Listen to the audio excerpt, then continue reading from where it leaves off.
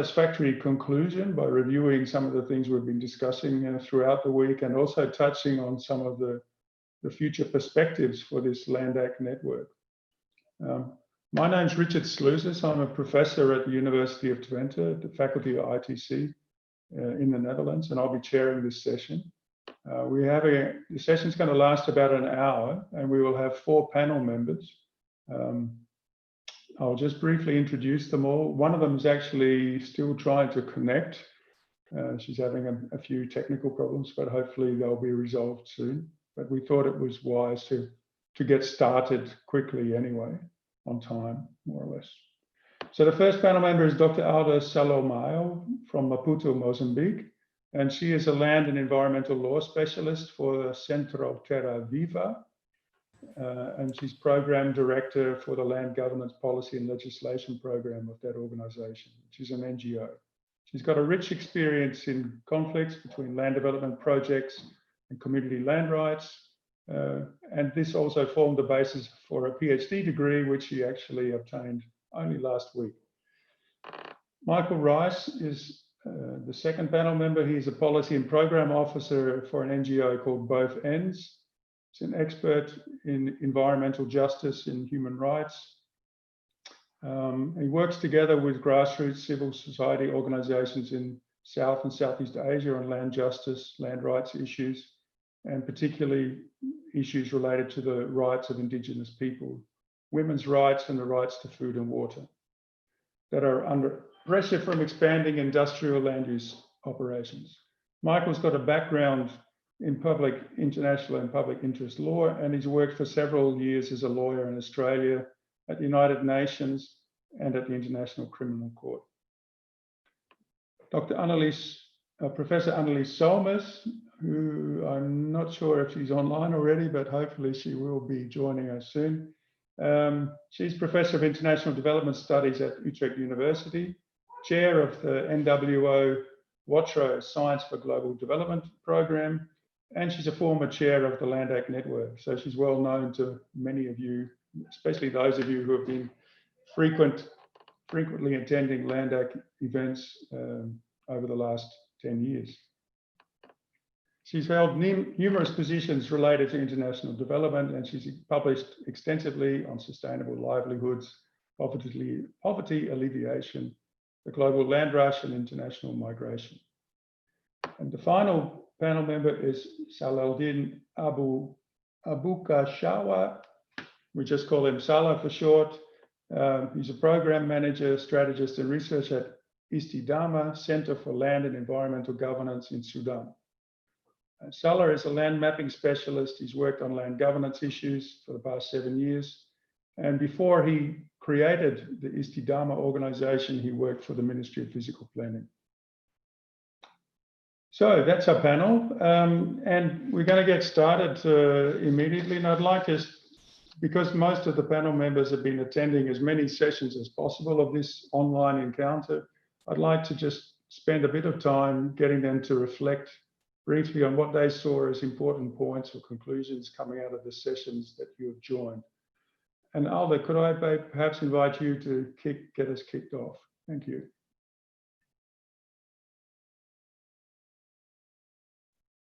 Do remember to unmute your microphone, Alda. And if you're not speaking, it's a good idea to mute it again. I'm not sure if Alda is hearing. Yes, yeah. Yes, I'm here. Thank you very much, Richard. I'm sorry that something's wrong with my video on this side. I can't be seen, but I hope to still be able to be heard. My reflections have been, I was able to attend not all sessions, but at least the opening sessions and the 2 webinars. And they were very, very interesting. While the COVID has exposed the real possibilities that exist for changes in the industrial and the capitalist development models, I think it still remains to be seen if the economic and political elites will now be willing to introduce the radical changes that are needed in the current approach to land governance and investment promotion in developing countries, particularly in what respects rights protection, participation, and benefit sharing. In reflecting about this, I think that it is unlikely that these radical changes to the profit at all costs approach to land-based investments will come from these elites.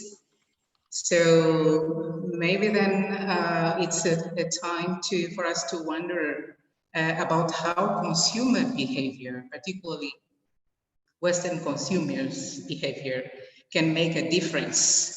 My point here is if consumers go back to the same consumption patterns and business as usual, then the COVID will have been a wasted opportunity.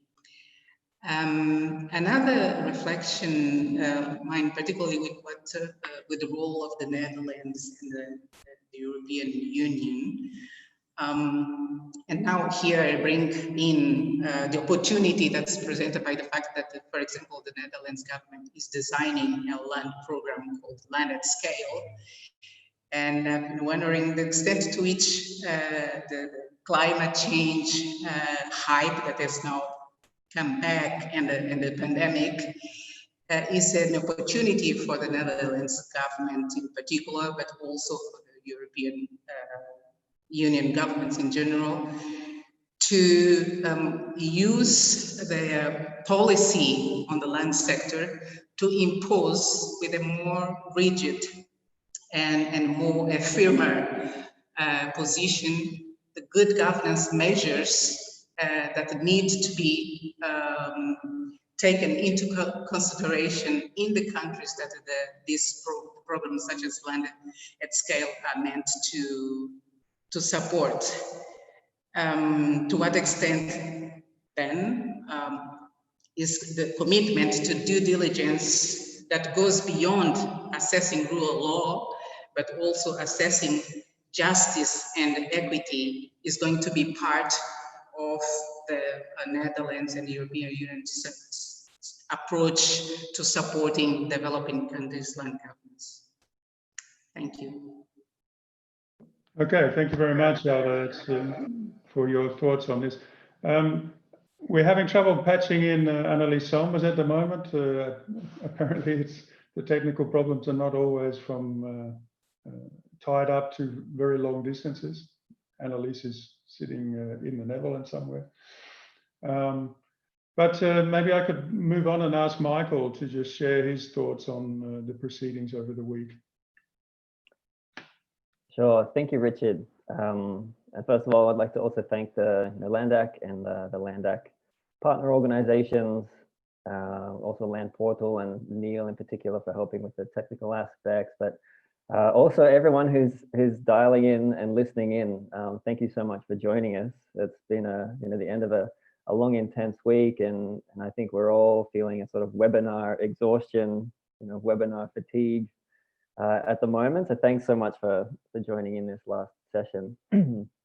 I think my main reflections on the discussion from the past few days compared to previous years, so this is the physical LANDac conference, is that I think issues sort of typically on the periphery of land administration, land management discussions have gotten much more discussion. Especially issues around food security, food sovereignty, issues around gender, and particular impacts on women, issues around inequality and intersecting forms of inequality. And I think that's not surprising given the context which we've been having this discussion. The COVID pandemic and government responses to it have revealed, I think, a lot of the vulnerabilities in weak land governance, but also, the vulnerabilities and consequences of the, globalized, sort of large-scale food production systems we have, and the levels of social and economic inequality in almost every country on Earth. And I think that really reflects also the stories which we've been receiving from organizations that we work with at my organization at both ends. We work with grassroots civil society organizations in parts of Africa, Asia, Latin America, and especially in areas where land governance and land justice is a challenge. And the main message that we've been hearing from local organizations is that they say when they speak to local communities about how they're faring under the COVID pandemic, the common answer they hear back is that people are more afraid of dying of hunger than they are afraid of dying from the coronavirus. And so I think it's been fantastic that those kind of intersecting issues of inequality and disadvantage have gotten more discussion in the sessions that I've been listening to. And I think the keynote talks place that into in a global context. Professor Boras, he mentioned that there can be no climate justice without agrarian justice. And the other speakers, made the point that, the COVID crisis and the climate crisis is happening in this kind of global context of cascading biodiversity crises, inequality crises, social economic crises, crises of faith in political institutions. So I think that's a very positive development for the discussions within LANDac, that we're picking up and integrating, much broader perspectives on land and how land rights, secure land tenure are an important foundation for a whole range of other very fundamental human rights and environmental issues. Thanks very much, Michael. Bringing in a lot of different perspectives there and multiple layers of crises of sorts, which all land together somehow into land issues, connect into land issues and affecting households. Salah, could I ask you to also bring in your first reactions to the proceedings of this week? Okay, thank you, Richard. Thank you, the other panelists and the audience for this audio and online conference. We used to meet each year, every year, but now we have to meet according to this COVID-19 this way. In fact, I didn't attend the webinars and the sessions live, but I managed, after I come from very long distance, I managed to go through some of them. One of the main issues that I can pick from these sessions, the debate between equity, justice, and equality in land rights, which is touched in one of these sessions. In our context in sub-Saharan Africa, there is it's not always people have the same rights on land as citizens, because land is managed by local communities, managed by tribal system, customary system, and some communities host other communities for a temporary time. This temporary could be more than 10, 20 years, and every party understand that they don't have the same rights on land. When the government come and interact with that and give the same right to people, instead of having the sustainability of resources, we might have introduced some conflicts in the area. And the other issue is that the debate between the secure tenure and the secondary tenures or on land. Dr. Yap spoke about the security of tenure and its impact on development of land, especially in agricultural land. But when we move to statutory system, we also remove some secondary rights that is not seen by the officials on the time of registration of land.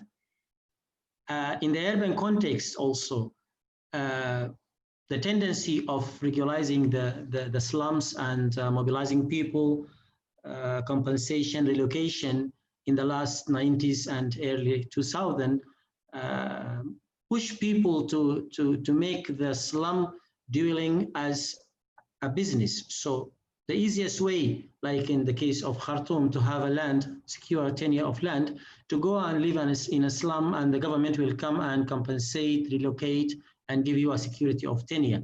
So we have to look at these issues from different perspectives and different dimensions. And of course, it's not the same as in Abyei, it's not the same as in Lagos, as in Myanmar. So there's different contexts, different cultures, different environments to think about things. That's what I can say for now. Thank you.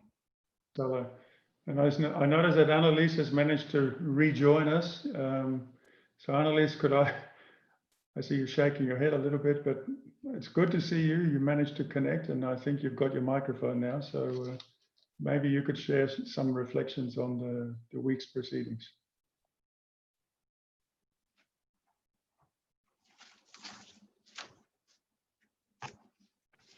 Then I think Annelies doesn't have sound, so I think we're going to have to skip her contribution at this stage. But you can still chat in messages via the chat box, and I would invite also everybody who's listening in to this conversation, this final conversation, to also make use of the chat box and to post your ideas there and post questions that I can ask the panel members to respond on later on in this session before we wrap up.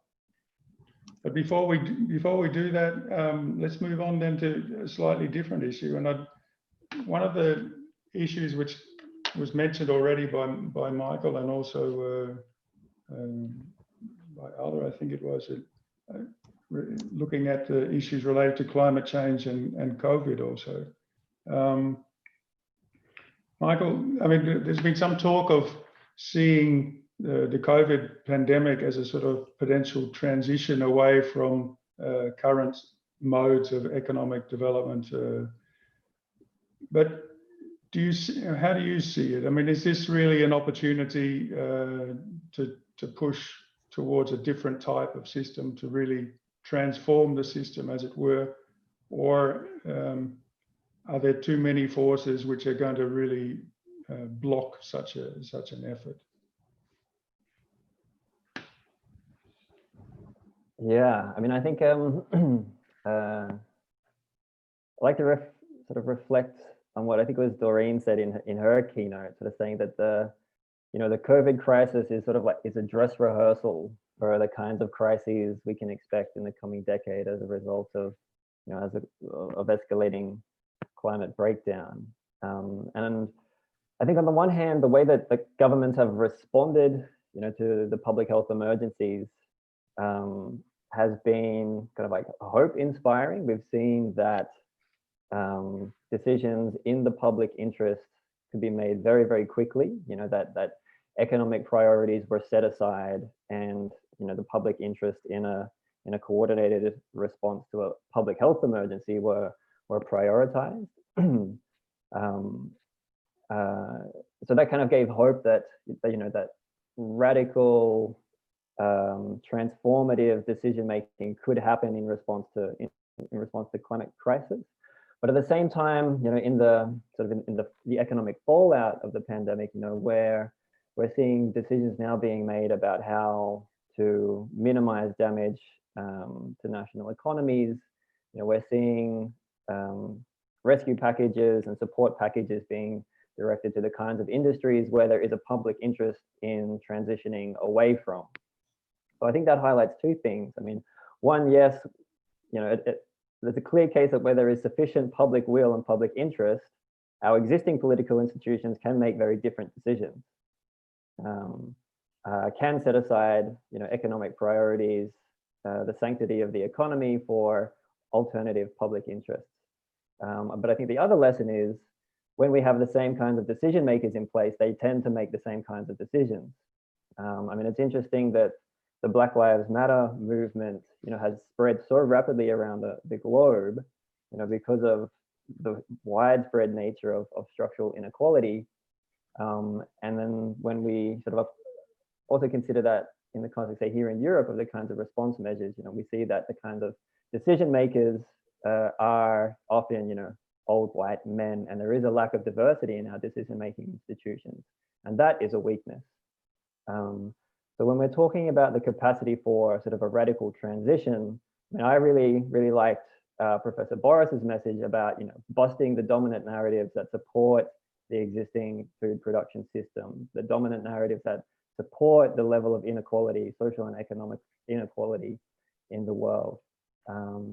Because when we sort of think from a land justice perspective, I think we also need to acknowledge that struggles for land justice are political struggles, and they're often led by people, on the margins of political and economic power in their local context. And it won't be possible to succeed in those kinds of struggles unless we, explicitly confront and challenge systems of political and economic power. And confronting the kinds of dominant narratives that maintain those systems is a fundamental part of that task. I think one of the most promising kind of like alternative approaches is that we see in the work that we do with local organizations all across the world. The common experience is that well-informed, well-organized, and empowered communities, are the best champions for land, environmental, and climate justice. So we see huge potential in rapidly transitioning away from the kinds of unsustainable systems that we're stuck with now towards potential alternatives by increasing the kind of support, political space, and attention for real local perspectives about land management and land governance, for local self-determination initiatives, to create additional space for women to safely organize and participate in local discussions around land management, and not just for the short term, for the long term into the future. Because no matter how many policy papers we might publish, no matter how many dialogues we have with politicians or policymakers in the capitals, experience shows if rights holders, local men and women in their communities remain vulnerable to the consequences of structural inequality, remain vulnerable to corrupt local government representatives or police, remain vulnerable to emboldened corporate land users, that there won't be the kind of land justice transition that we're fighting for. So we see the biggest opportunity for transitioning towards a more sustainable system of land distribution and food production is to simply provide more support at the very local grassroots level for communities who already know the kinds of solutions they want to implement, but simply kind of lack the safe political space or the resources to do so.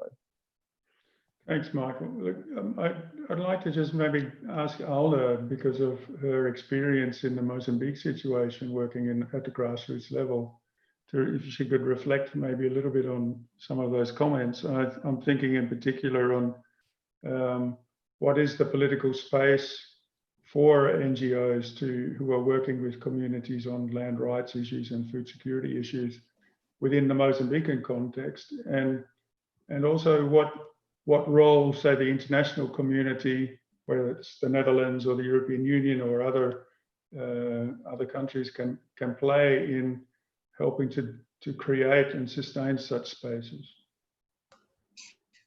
Thank you, Richard. I think that what we are seeing is actually a continuation of a general trend, is now a much stronger push using the COVID context and the climate change topic for more investments, for a more business-friendly environment.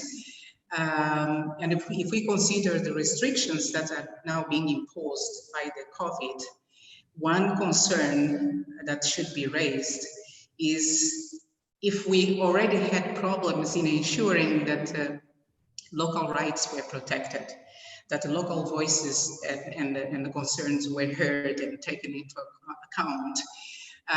What will then happen now that there is this excuse to limit and to even close participation spaces?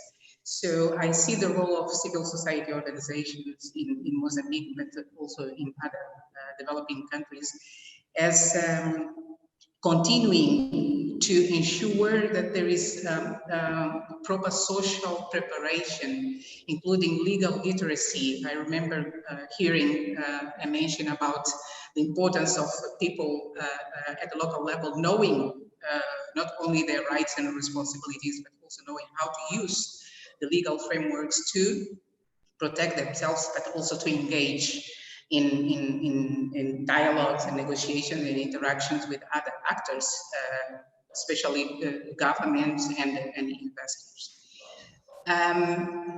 Due to the manner that the climate change issue is being treated, not as an integral part of a development process, but in many cases taken as ad hoc intervention with a very disconnected solutions, then I think that these calls for a coordinated intervention between national NGOs and international actors, so that we have a uniform vision of what needs to be done and how things can be done. If we want to use the climate change crisis and the pandemic crisis as opportunities, these cannot be seen as opportunities only at the national level, while at the international level, the approach is different. So coordinated and harmonized approaches between international actors and the national actors, I think, is necessary. In many cases, we see that efforts that are undertaken by national NGOs, for example, to protect rights, to promote participation, are treated with very limited impact by international actors. So I would call for a better aligned interventions by all actors, irrespective of where they come from. Okay, thank you, Alda. Annalise, I don't know, do you want to try to see, has anything changed? No. Maybe. Yeah, you don't hear me, right? No, now we do. Yes, perfect. Okay. Loud and clear. But I'm completely out of so maybe better to ask me a question, but I don't know whether it is useful to contribute. I didn't get it until now, so. Okay. Well, then let's just leave it there. Maybe I can come back to you a bit later on. That's fine.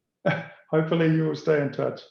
Yeah. It's thanks to a new computer that I got 2 hours ago, so that was not a good idea. No, not optimal. No, that was a bit too much of a radical transformation. I'm just thinking now, maybe one of the other.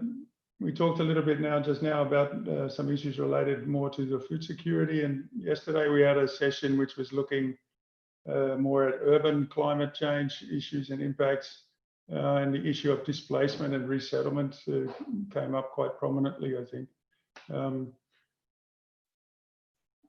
It's not exclusive, of course, resettlement is not exclusively an urban issue, but it is a very prominent feature, I think, of many cities these days, and climate change is increasing the pressure on many communities, especially those that are living in highly exposed places, which are already subject to perhaps water-related problems or other hazards, which are going to be perhaps exacerbated by climate change. And there were some calls for, and also in earlier sessions, but for sort of radical transparency, radical inclusion, and I started talking about also not only transparency but inclusivity climate adaptation process, especially dealing with the long-term impacts of resettlement and other climate actions on livelihoods. So Salah, I was just wondering to what extent you see these issues of resettlement and displacement of marginalized communities coming and being on the increase, say, in cities in Sudan or other cities that you may be familiar with, and what, if anything, can be done to better manage these processes? Do you have any experiences on that? Well, thank you, Richard. Actually, the situation of Sudan is a bit unique because of the conflict in areas like Darfur and South Kordofan and some areas of Sudan. So now we have people whom are surrounding the cities. They do not consider themselves urban areas, they are periphery, and they do not consider themselves as staying there in the future for the future, because they are looking forward to go back to their villages. So we have this transitional situation, IDPs not considered as slums, informal settlement, but their livelihood have been changed for the last 15 years. So how can we accommodate them to the cities? How can we let them have the opportunity to go back to their early livelihood? And of course, with the new generation that grow up in these areas, we are not expecting them to be willing to go back to the rural area. So in Sudan and in some countries in East Africa, this situation is not addressed well by the governments, neither by the civil societies and NGOs. So the question is, how can we deal with such situation for the next 10 or the next decade? Most of the support coming to the governments from the international communities is in infrastructure in cities. I have calculated just a small thing that 1 kilometer of asphalt road in city can provide water for 5,000 citizens in the rural areas. So we have to change the way we are supporting the land governors, the livelihood of people in sub-Saharan Africa, maybe the same case in Asia, I'm not sure about that. The COVID-19 now moved people to think about more social distance, to be more close, because the communities are more resilient and they experience how to deal with the lack of food and the food security, and they can prioritize their lives. We can pick as positive thing of COVID-19, and it will always reflect on the situation of people around the cities. Also, we have to think about the local experiences from the communities. We have different religious customs that deal with land governance and livelihood and food security. We have to take them with us when we are thinking about developing a new models in the future. Thank you. Okay, thank you, Sarah. I'd just like to remind everybody that there is a possibility to pose questions also via the chat box. There's one comment that's come in already from Margarita Baron, I think from Colombia, and she was responding to Michael's comments and the reference to the keynote speaker of Boras and the radical change. And Margarita is sort of saying, well, that there are risks involved in trying to buck the system, to change the system, and are there less radical ways of moving forward?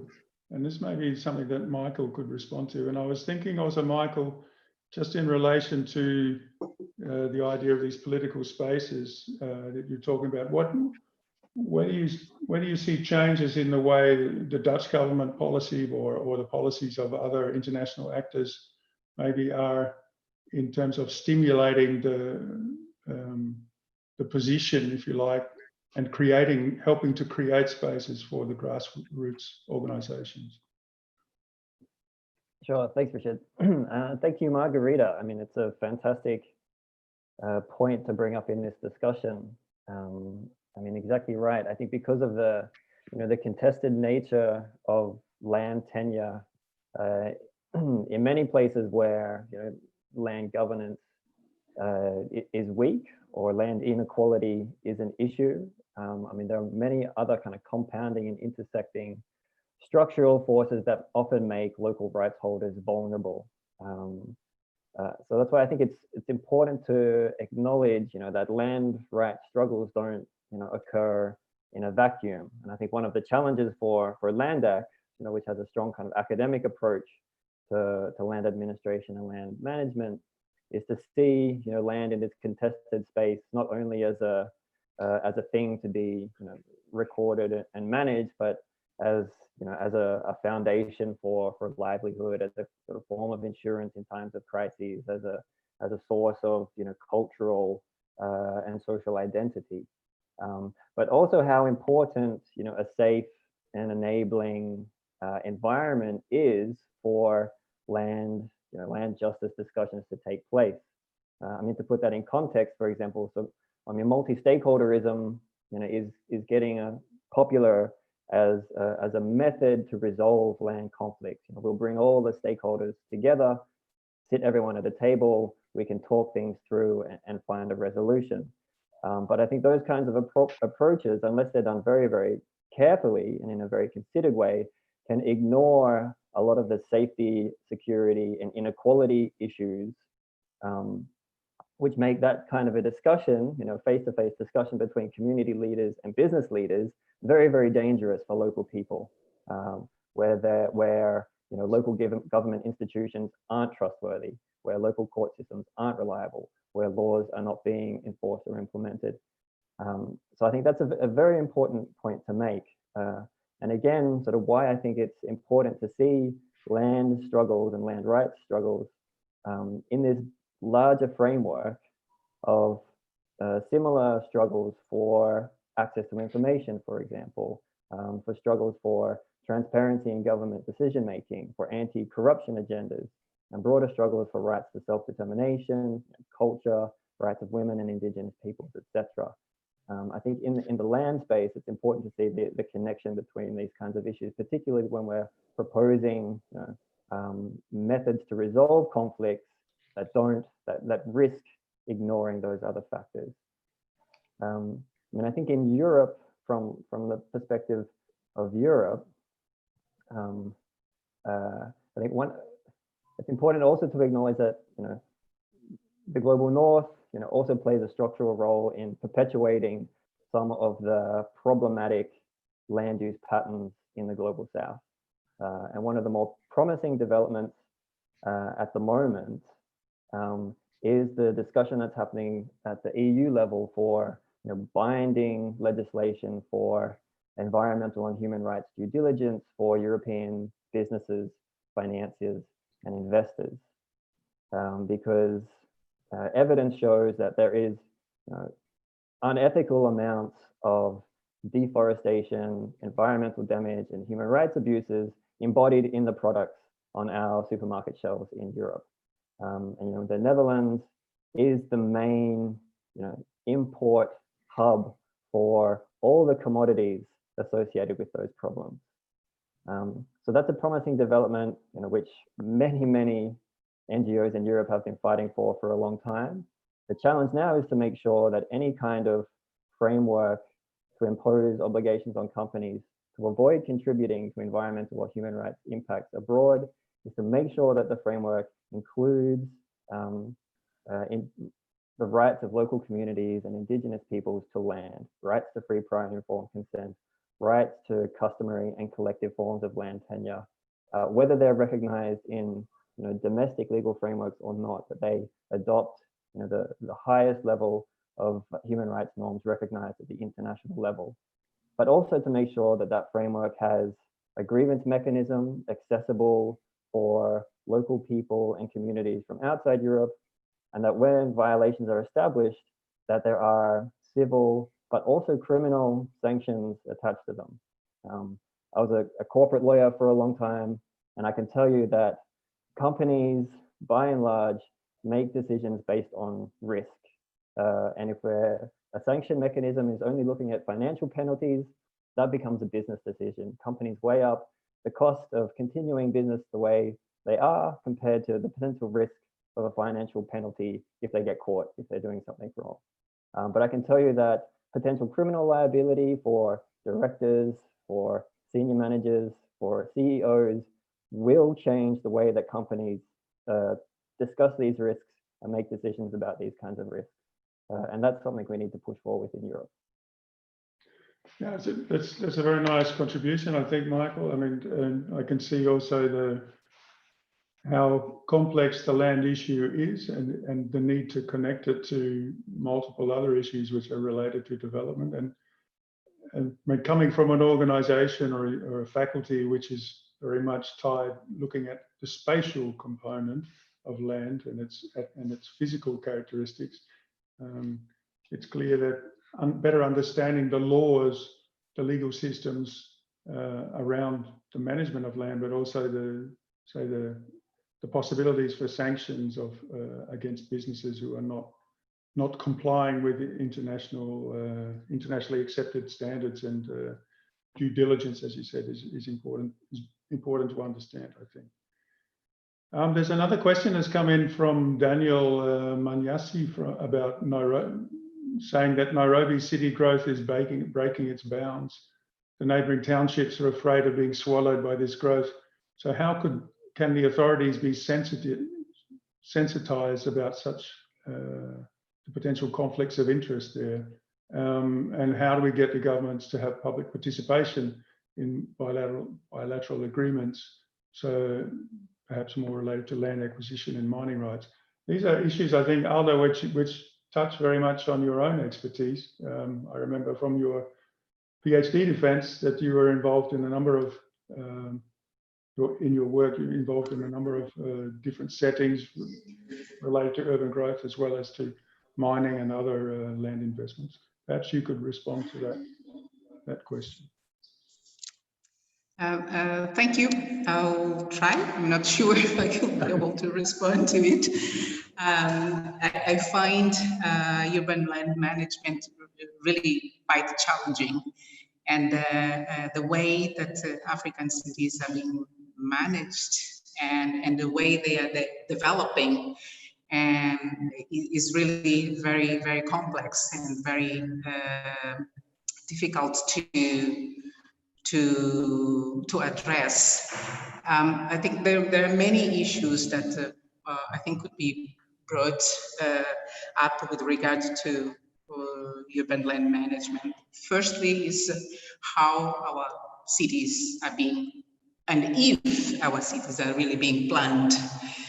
We have the colonial cities, and the question is how much effort is really being undertaken to ensure that as population grows and as immigration grows, that institutional effort also that goes ahead to this process to ensure that the cities are prepared to accommodate both population growth and other developments that take place in urban areas.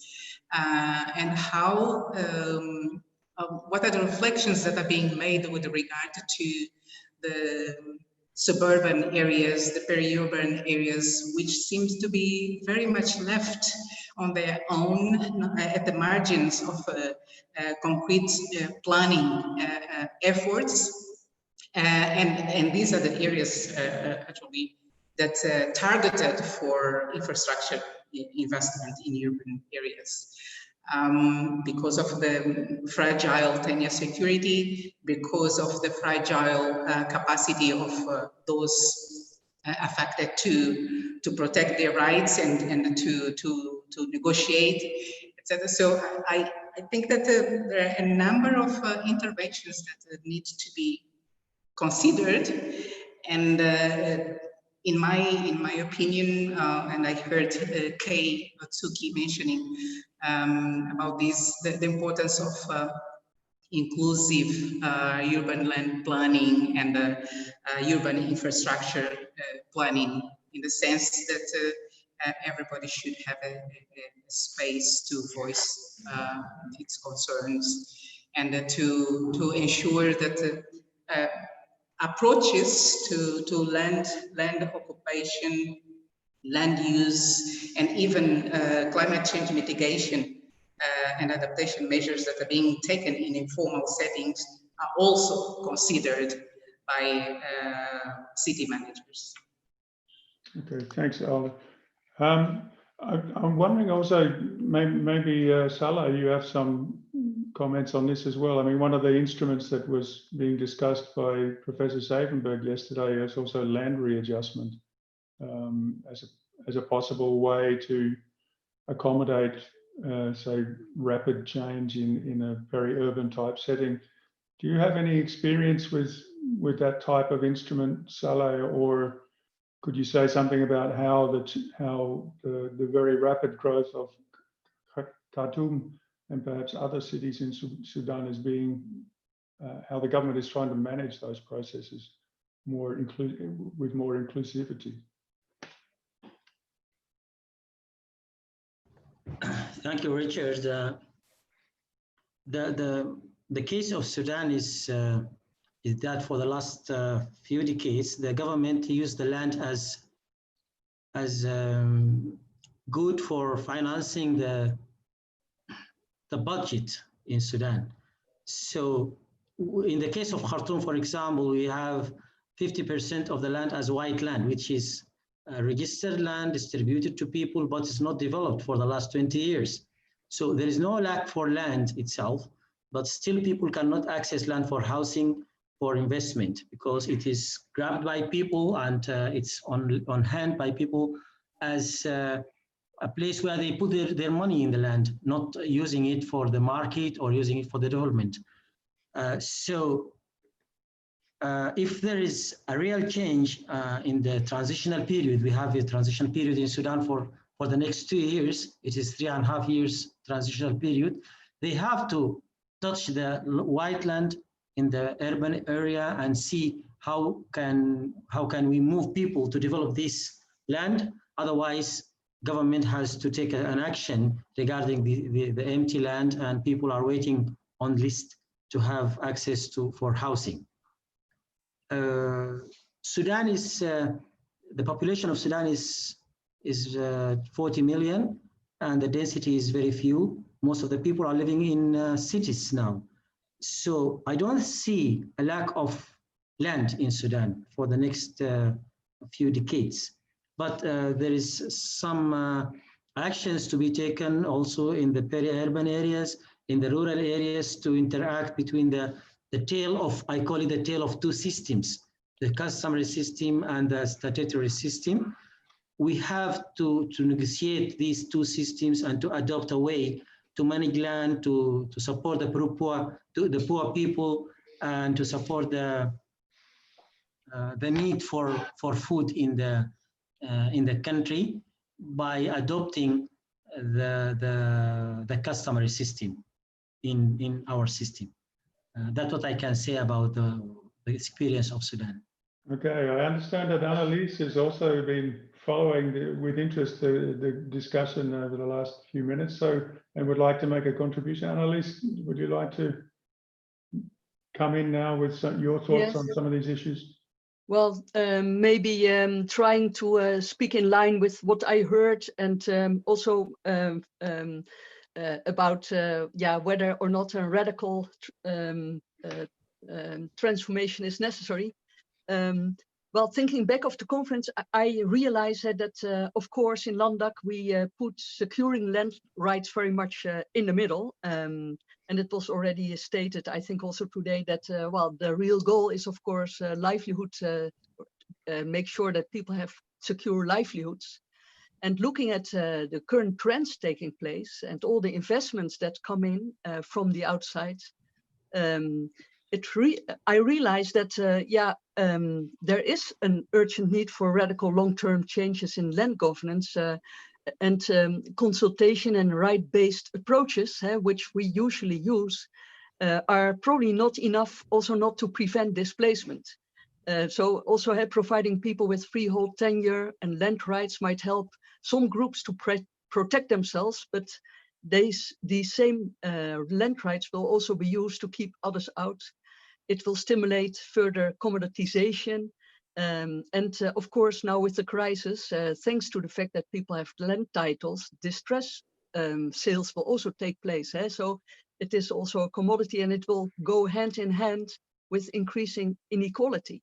So for me, and also thinking back of June Borras, his very interesting keynote, yes, radical transformation and new systems are taking place, not only in land governance. I think we should also, as LANDac, keep on our agenda the land investments themselves, because also reading the IPCC report, who says that land is a very crucial factor. Yeah, indeed, we have to rethink the bigger system, and thinking about concrete examples of changes that we could make are not necessarily land related, but have implications for land related problems. So what kind of things am I thinking of? Maybe we should stronger in saying, okay, local engagement first. So to the investor. So no longer start there. So if you see what's happening now, it is still often the donors and the investors that do the formulation of projects. So that is something that we should try to make a difference in, so that from now on, projects and programs are being formulated bottom up. And also in thinking about what kind of investments are necessary given all the problems that we see in our world. Well, maybe we should say no longer investments in monocropping, because we have enough empirical evidence that diversification, especially for vulnerable groups, is more safe, for example. Or saying, well, we are more radically against large-scale investments. We should move in the direction of more incremental investments. That by definition, all the interventions that we can think of should maybe by principle be small scale, and we should on the ground monitor what's happening. So more a processual approach. So I'm thinking not only about the things that relate directly to the land agenda, but we should also acknowledge that large-scale investments are required to contribute to systemic change in order to prevent land problems to happen, including displacement. The whole project cycle should be rescheduled, rethought. And so I think that's even in the end more radical than only thinking about the land right agenda. And well, and then I stop. I think LANDac, of course, we are very much based in the Netherlands. I find it very disappointing, I have to say, that there is so little presence by the ministry in our conference. And my concern about radical transformations also has to do with the role of our own governments, who might, on the one hand, indicate or show their commitment to work on those issues, like land-related issues. At the same time, it is happening too often that also for the sake of business development, practices as businesses as usual are continued. And I think for the future also it's important, at least, that our knowledge and commitment will be linked to those programs that support Dutch businesses to go abroad and do all kinds of investment projects without necessarily taking into account the voluntary guidelines or other things. So that statement I would like to make, and I hope that it's a little bit in line with the rest of the panel. It's perfect, actually, because it reminded me of the thing that we had to deal with before finishing this session, and that's to think a little bit ahead about what LANDac could be in its next phase of development, because we're now, LANDac is now 10 years old, and the LANDac 2 program funding is going to be finished next year, and we're looking ahead already to the future. So maybe just I could just ask each of the 3 remaining panel members just for their top 2 things that you think LANDac should be working on in its next period of existence. Alda, could I ask you to share 2 ideas? Yes, thank you. I should recognize the effort that LANDac has made in really promoting multi-stakeholder dialogue and bringing everybody on board. But I think that it has basically been a dialogue between the academy and the civil society, mostly. And I would like to see this dialogue having a much heavier, so to speak, presence and even proactive intervention from governments, actually to complement the efforts that the Netherlands government is doing, but also from the private sector. I consider that it's extremely important to approach views, to approach strategies, and to debate ideas on the same platform at the same time. And I haven't seen yet any space where we have a strong presence with a clearly commitment to contribute to these debates. And I'm giving the benefit of the doubt here to the private sector, believing, as I want to, that they also are trying to do good. Okay, so but they're sort of on the shadows, behind the scenes, and it's very rare to have their voices openly heard and their arguments displayed for everybody to debate. So I would see LANDac in the next times promoting even further the involvement of the private sector. Another issue that I think LANDac is well positioned to make is to link itself with the debates and the research that's being undertaken with by other universities, particularly from developing countries. So linking this conference with the African conferences, Latin American conferences, Asian conferences, I think it would be very interesting. Thank you. Fantastic ideas. Thank you, Alda. Salah, could I ask you, be very, very short, please? Yes, thank you. For LANDac, for the next 5 or 10 years, I think we have to go deep and make some roots for the same initiative of LANDac, like it is now connecting the organizations in Netherlands. We can make a LANDac locally and regional and local in our places. LANDac could stay in targeting the challenges and capacity building and build like what we do in the network land fellowship program in our countries. We can make it in regional system, like what I have seen in the Global Land Tool Network. They are making the Arab Land Initiative. LANDac can be there. National level, LANDac can initiate the dialogue for land policy, like what's happening now in Uganda. In local level and individual level, our organizations, our fellowship could be extended to other countries. So what we do in mining and community land, what Kenyan do in land in Community Land Act could be led by LANDac for the future.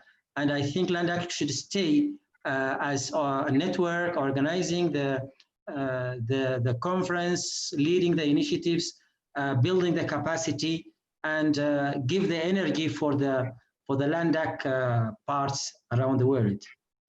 Thanks, Salah. Michael, could I ask you also just to give your 1 or 2 top points for the future of LANDac? Sure. I think two key points. I think LANDac LANDac has a level of status, I think, especially within the Netherlands, but also in the global land policy debate. And I think LANDac as an institution and as a community of researchers, of practitioners, of academics could play a really sort of transformational role in shifting focus away from the kind of large-scale, technocratic, top-down approaches to dealing with land tenure issues, to creating much more space and focus for the kind of community-based, community-led, inclusive, rights-based approaches that really have meaning, and relevance and participation of local rights holders, and especially in ways that involve young people in local communities. I mean, like Salah said, and in the comments, there is often in rural areas an issue around youth migration away, which throws up a lot of challenges for communities around intergenerational learning and sharing of knowledge, but also importantly in gender sensitive ways. I mean, I think the contribution that women can make to decisions on land management are profound.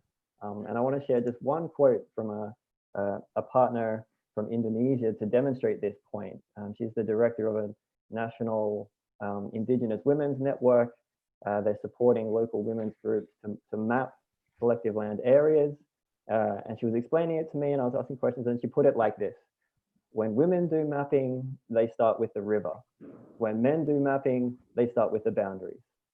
And I think that really, captures how the perspectives of women for long-term planning are important.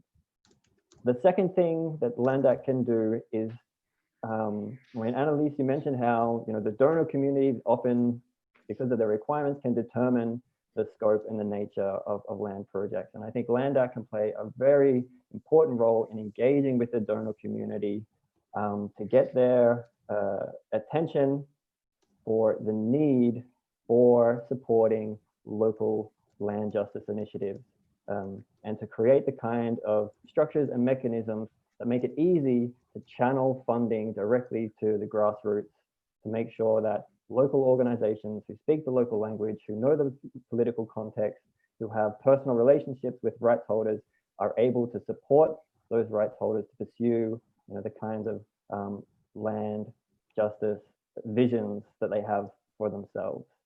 I mean, at the moment, in general, funding for self-determination and land rights initiatives is a challenge. And we see that donors want this kind of large-scale transformations. They want reporting on indicators like number of laws changed, or number of policies changed, or number of investors persuaded.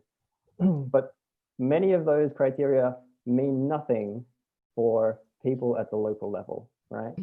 And so I think if our projects don't deliver real meaningful change at the local level, then we need to ask ourselves, can we stop doing business as usual and start doing something a little more transformational?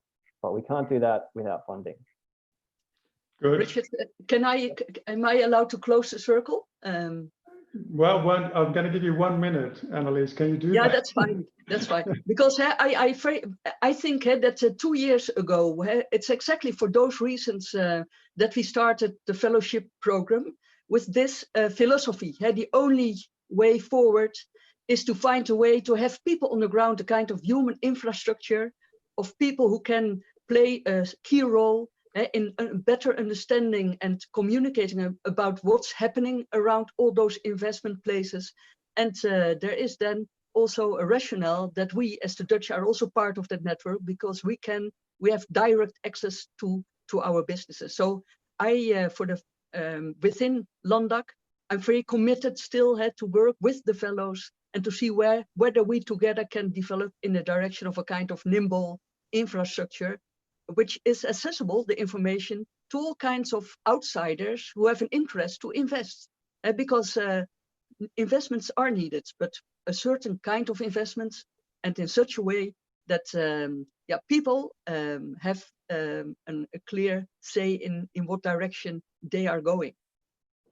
Good. I think that's an excellent point to stop. Unfortunately, I have to stop this session. I'm very sorry about that, but we're already a little bit over time.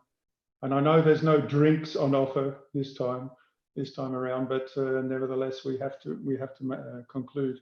I'd like to thank very much all of the panel members, Alda, Salah, Michael, and Annelies, who finally made it and made some excellent contributions at the end. Thanks all. And I'd like to thank also, of course, all of the people who joined us for this final session. I hope you found it stimulating. I certainly did, and it's raised a lot of questions in my own mind and a lot of ideas also for the debate, which has already started about the future of LANDac, and it's going to be continuing over the coming months as well. And hopefully we'll be able to meet again next year in person, I hope.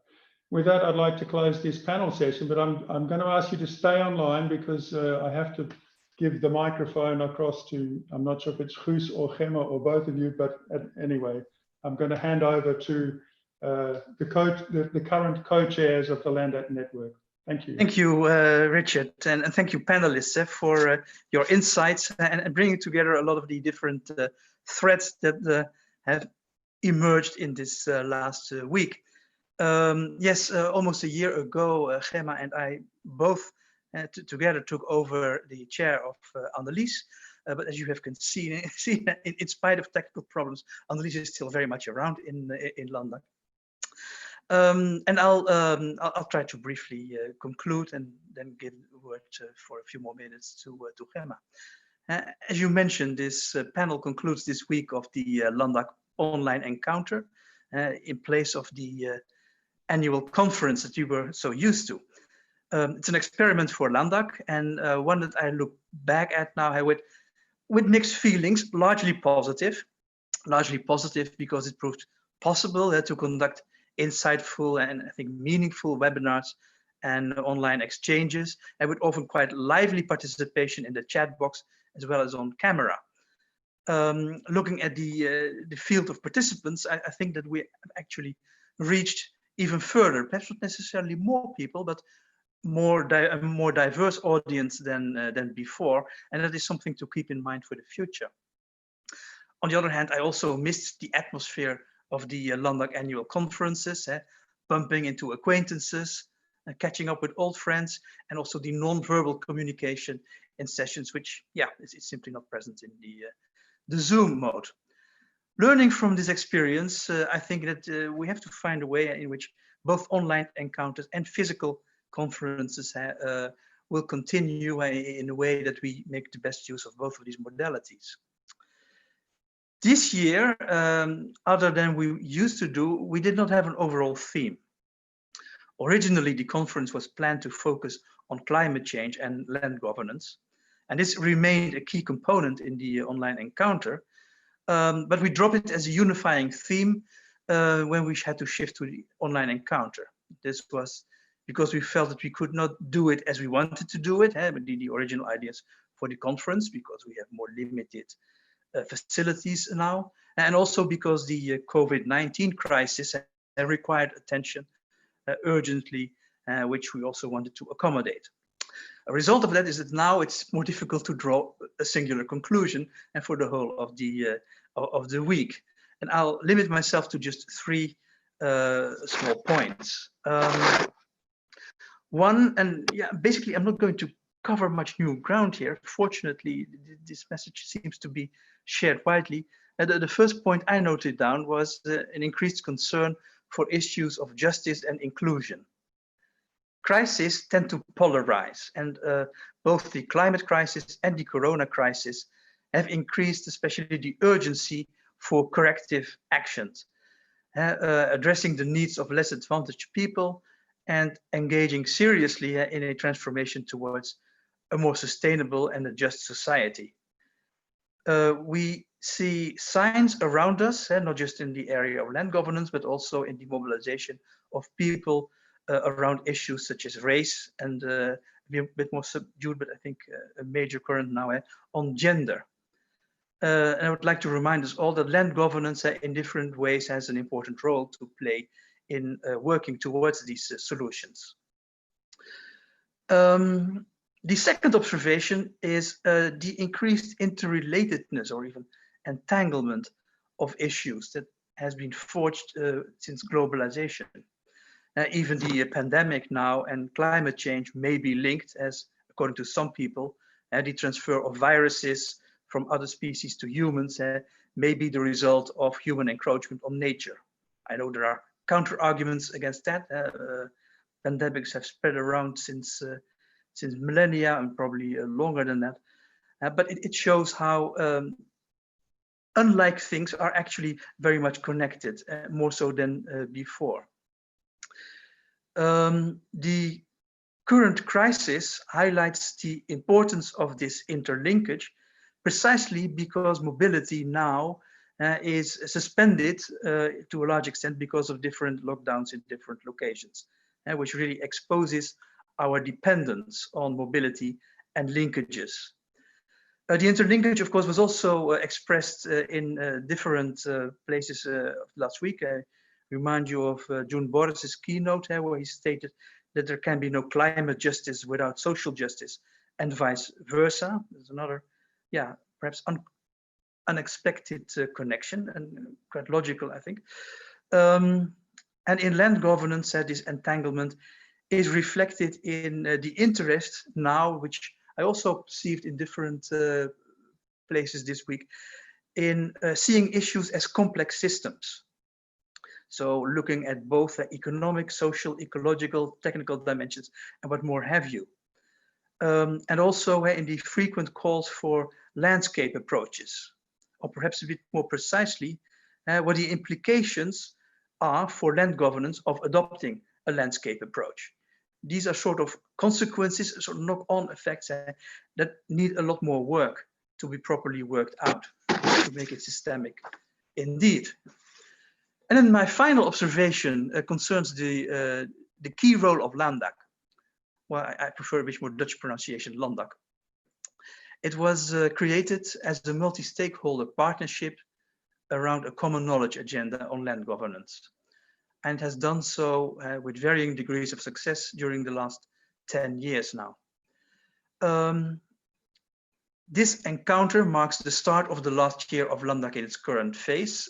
Richard already mentioned that. So it's an important year for us in which the partners will need to redefine our joint purpose and program. Richard's last question to the panel anticipated that. I can already tell you there will be a LANDac a year from now.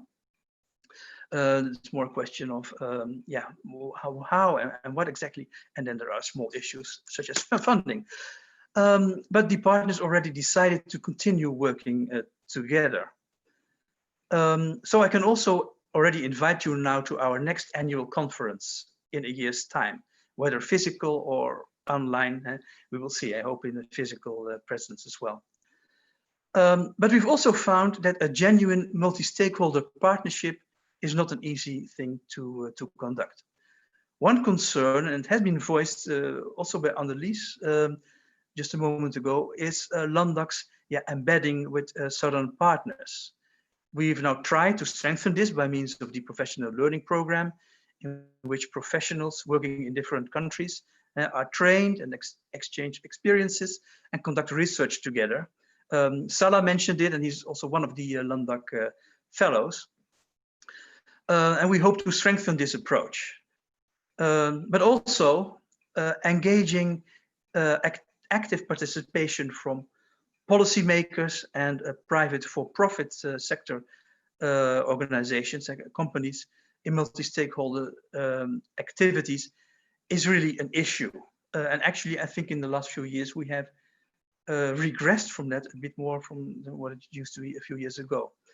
So we need to work on that, and it's not an easy thing to do.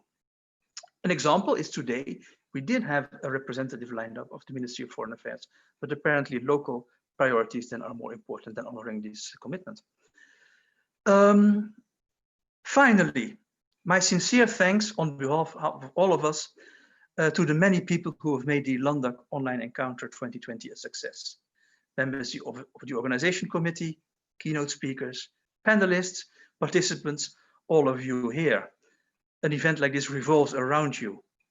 Special thanks also to our partners of the Land Portal, Neil Sorensen and Laura Medjolaro, for their tremendous efforts. Neil worked literally overnight to redress some technical issues we had with the parallel sessions early in the week, and it was all solved. Thank you very much. But most of all, then, as usual, our thanks to Chantal Wickert, our LANDac coordinator, who did most of the organizing. The organization committee can think of ideas and point out what to do, but actually doing it was usually left to Chantal and a small team of dedicated people, including Lotte van der Heijden, Dominique Schmid, I also saw Dominique, and Giovanni Belair. The last one not very visible this week because only last week she delivered a baby boy. And that reminds us that there are also other concerns than land governance. With this, I would like to conclude, but only for the weekend, because of course the LANDac Summer School will start on Monday. And we'll see some of you there again. And now I'll give the floor to my co-chair, Gemma van der Haar, for some final words. Thank you. Yeah, thank you very much, Guus, for this nice wrap up. I will be very brief because people might, well, we can't say everybody's longing to go to the drinks because you have to find your own in your own cupboards. Let me say maybe two things. I saw a lot of concern about the issue of focusing on rights and the need to continue to insist on rights-based approaches in very radical or moderately radical fashions. I think the insistence on rights and on the need to protect rights has been at the heart of LANDac from the start until today and will continue to be so. So I hope we can work together with all of you on this. Second of all, it has been very common to start to talk about crises in terms of windows of opportunity that can be used for good, for transformations we deem necessary, but also for bad, for land grabbing, resource grabbing, and so on. Coming from working a lot with colleagues in disaster studies, we also see that many crises in the end up being missed opportunities. And I guess it's our joint duty to make sure that we won't have to conclude that in the case of the current crisis we're witnessing, and that at least some gains will be made. And also that we prevent the loss, the reversal of things, of gains from the past, so that we don't take 2 steps back. If we can take a small step forward, that would be great. But let's not praise ourselves before the day is over. Or that sounds perhaps very Calvinistic. Okay, so let's make sure this doesn't become a missed opportunity, and yeah, we need each other to identify the opportunities and galvanize whatever change is possible. On that note, again, thanks to everybody, to Chantal, to all the new faces we have seen this week. That has been a very nice aspect of having this online encounter, but also very nice to see some familiar faces. And let's find ways to continue the discussion. And yeah, see you around. Don't click off, because as you saw, we do have these breakout sessions now where people can just chat. So if you have burning issues that you couldn't address, you can still do it in small groups. So don't log off. You will be, if you feel like talking a bit more, you will be. The fun thing is that you will be transported to this parallel universe and you don't know who you will find there. So it could be fun. Hope to see some of you there, and thanks a lot. Thank you, Guus. Thanks, everybody. Thanks, Neil. Thank you, everybody. I'm gonna split you. Don't leave. Please don't leave. Please stick around, and I'll be sending you to a virtual networking room momentarily. Thank you so much for your participation in the LANDac Online Encounter. Thank you.